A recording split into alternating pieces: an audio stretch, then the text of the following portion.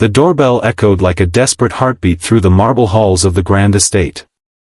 On the other side stood a woman whose hollow eyes carried the weight of 1,000 silent cries, and in her trembling arms, a little girl clung like a withered leaf in a storm. Her clothes were frayed, her cardigan dotted with tiny holes, and her face bore the fatigue of someone who had walked too far for too long, not just across miles, but across battles, regrets, and empty nights. She didn't ask for money. She didn't beg for shelter. With a voice fragile like cracked porcelain, she simply said, "Can I clean your house, for a plate of food?" Inside, the man who opened the door, one of the wealthiest figures in the city, looked at her face, and froze. His fingers loosened from the door handle. His breath caught. Because this wasn't just a stranger. This was her. The woman he had once failed. If you believe in kindness, second chances, and the power of humanity to rise even from the lowest places, please like this video, comment your thoughts, share it with someone who needs hope, and subscribe to Kindness Corner. These stories are more than entertainment. They're reminders of the goodness we still need in this world. Her name was Elena. Years ago, she had been full of laughter, dreams, and the kind of innocence that believed everything in life would eventually fall into place.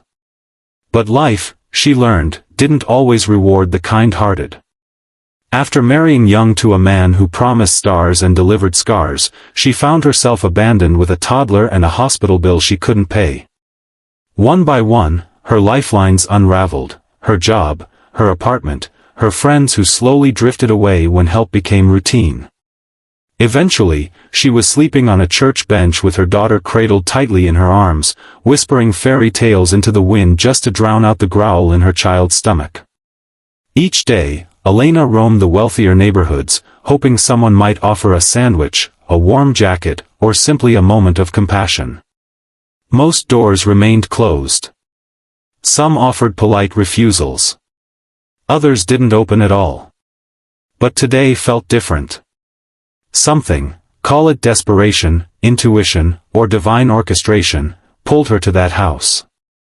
A house so pristine, so perfectly out of reach, that even stepping onto the stone path felt like trespassing on another world. Still, hunger doesn't recognize boundaries. She knocked. Inside, Liam Whitmore had just returned from a board meeting that had secured a $20 million contract. The media called him a visionary. Colleagues called him ruthless. But behind the designer suits and glass towers, he was a man who rarely looked back, until that knock shattered something buried deep. When he saw Elena standing there, his eyes widened. Time folded inward. His thoughts scattered. Because years ago, before money and mergers, before marble floors and media praise, he had known her. She was the girl who once stood in line behind him at a college food drive, quietly paying for her instant noodles while counting every dime. She was the girl who had smiled at him on rainy afternoons in the library, when they were both broke but alive with purpose. They were never close, but she had always left a mark, her gentleness, her dignity, her way of making even silence feel warm. And one night, he had seen her being screamed at by her boyfriend outside a diner. He could have intervened. He should have. But he had turned away. That guilt had long been sealed behind walls of ambition. Until now. He let them in. The grand foyer, polished and quiet, now echoed with the hesitant footsteps of a woman who no longer belonged in such spaces. Elena tried to explain, apologizing as if her hunger was an inconvenience. But Liam was somewhere else, caught between the past and the present, shame and duty. He brought food, placed it gently in front of the child first, and then watched as Elena, eyes shimmering, hesitated before eating. Pride and pain are strange companions. As the hours passed, Liam learned fragments of her story, the abusive marriage, the shelter she had lost when funding dried up, the nights spent at bus terminals and alleyways. But she never once blamed the world. She simply said, "It's just what happened." Her resilience was louder than any pity.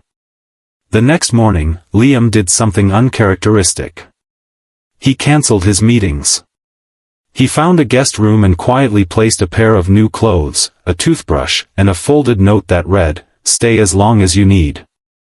Elena cried silently as she read it, clutching her daughter closer. It wasn't just a bed or food. It was acknowledgement. It was dignity. But the world doesn't change overnight. Trust had to be rebuilt. Elena struggled with the guilt of accepting help, afraid it was conditional. Liam struggled with guilt of another kind, that he had risen so high while people like Elena had fallen unnoticed. Slowly, they talked more. Elena began helping around the house, not out of obligation, but out of purpose. She cleaned, organized, cooked small meals.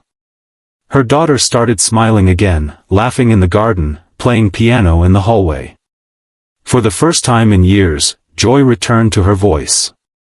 One afternoon, Liam returned from a charity gala and found Elena sitting by the window, sketching a little garden design.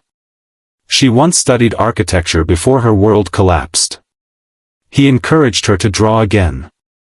She resisted at first, but soon, her designs were adorning the walls of his office. His clients noticed. One of them, a major hotel chain owner, asked who had created the layout. Liam pointed to Elena. That single referral turned into a freelance project. That project turned into 3 more. And within a year, Elena was running her own small design consultancy from a laptop Liam had gifted her on her birthday. But the most touching moment came on a cold December morning. Elena came to Liam holding an envelope. She had saved enough for a small apartment. "You've done more than I could ever repay," she whispered. Liam held the envelope but didn't open it. Instead, he walked her and her daughter to the front of the house, where a fresh sign read, "Whitmore Foundation for Women and Children." It was Elena's idea.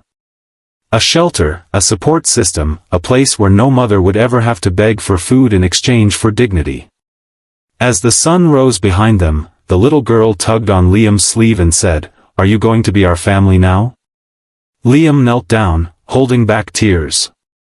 "I already am." If this story touched your heart, if it reminded you of the power of second chances, of unseen pain, of how one act of kindness can change everything, please like this video, share it with someone who might need hope today, and don't forget to subscribe to Kindness Corner. We're not just telling stories. We're reminding the world that empathy still exists.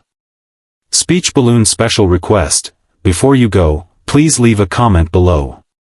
Just a heart emoji, or a few words, whatever you feel. Your comment might be the light someone else needs today. Ask ChatGPT.